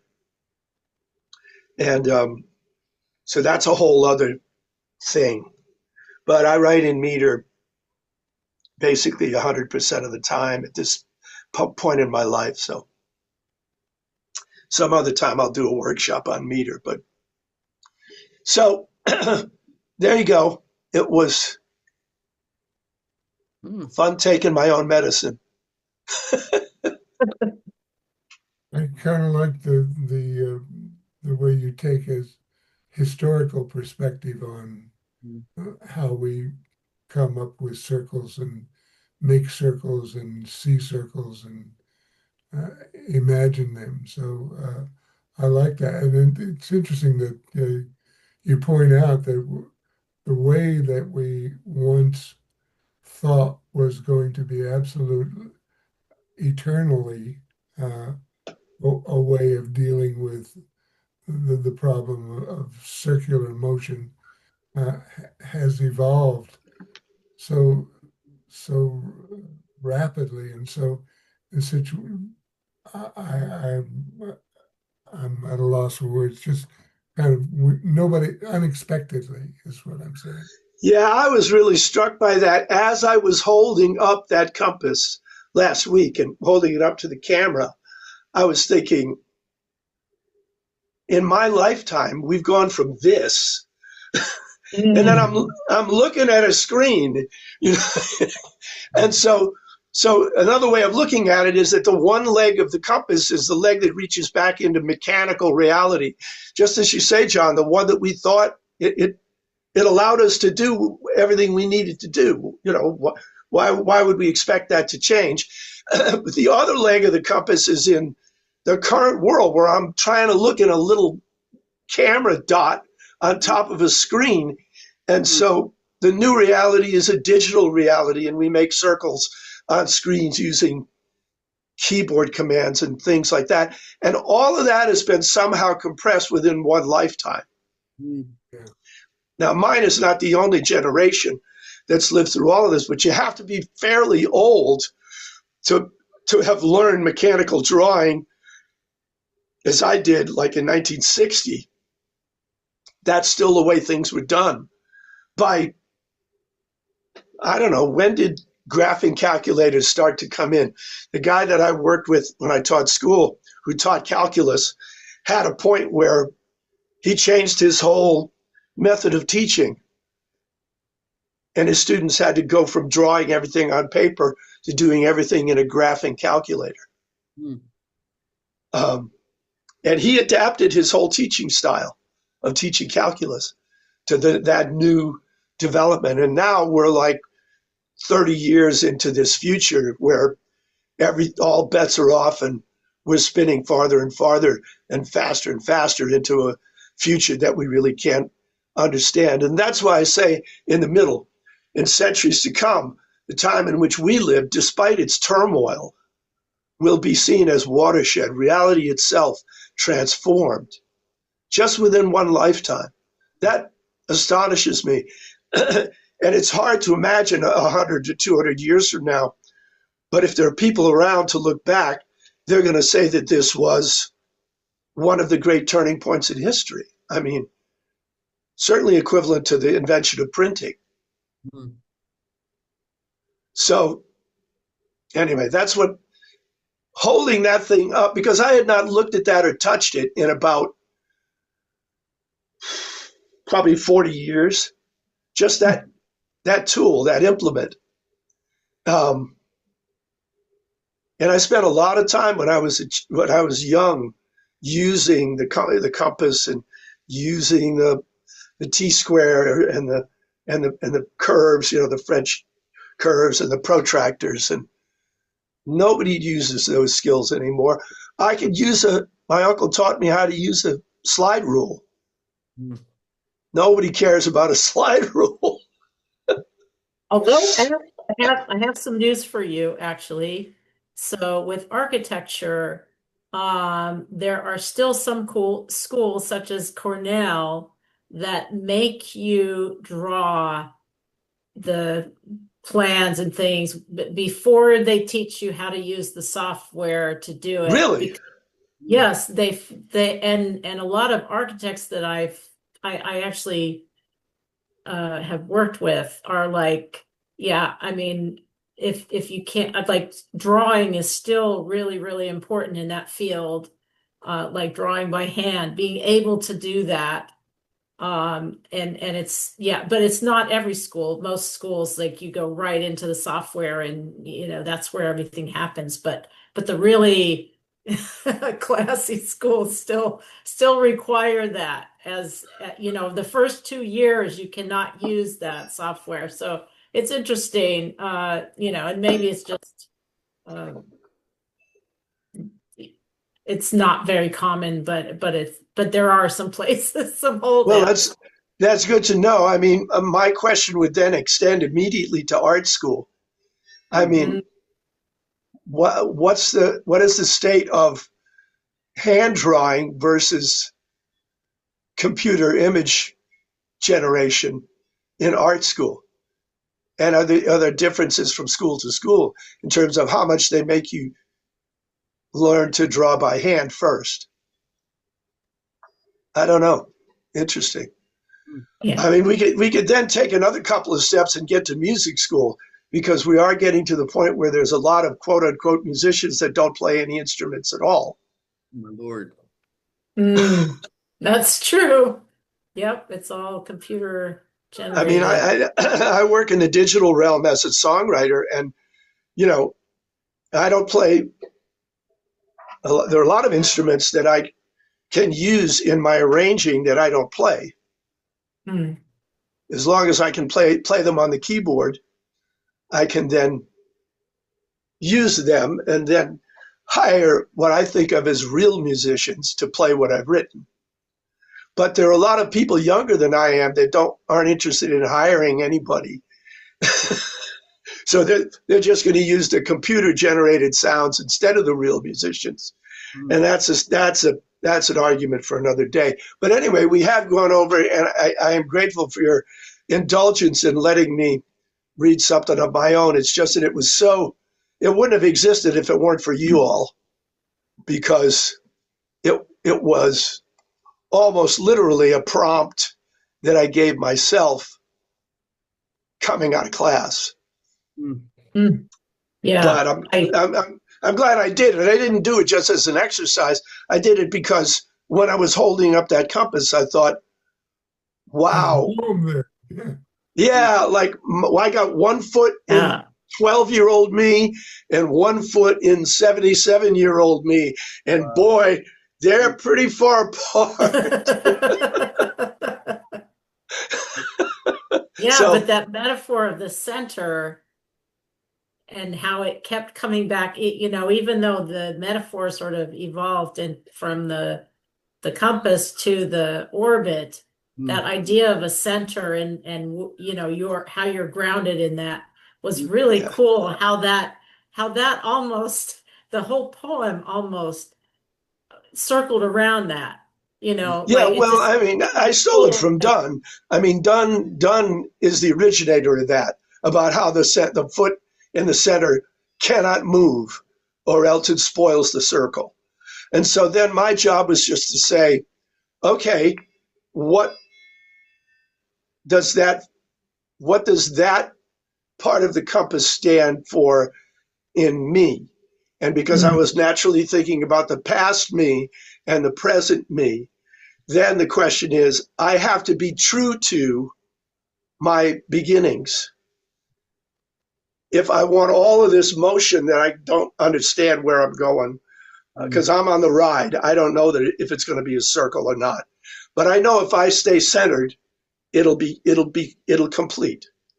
Because I know that if I lose the center, it's going to turn into nothing. So, Mm. Nice. Mm. Yeah. Okay, Great. folks, I'm afraid I have to leave you. well, All I I right. kept you. want to I thank kept each you. of you. I That's all really right. have It was enjoyed your great. It company. was a yeah, good ending to the 6 week Yeah. session. Look Thanks so forward to much. seeing you sometime. Very, very enjoyable, and I learned a lot from you guys. So I appreciate that too, because I didn't have to pay for it. So, So stay well. so, so Bye. once again, farewell, and perhaps we'll meet again. I'm going to do another one in the winter. All right, we'll be keeping an eye out for it. Thanks so much, Al. Yeah, it's going to be different. It always Take is. Yeah, so I keep coming up with one idea after another, but it's endless. Eventually, I'll run out of bullets. So, No, keep going, keep going. all right. All Well, right, once again, thanks. Lewis, nice to meet you. Yep, you Natasha, I too. knew you from before. Great to re-encounter you, and I'm glad you liked that video that I sent. Yeah, awesome. All right. What? Thanks, We'll see you. everyone. Good night. Bye bye.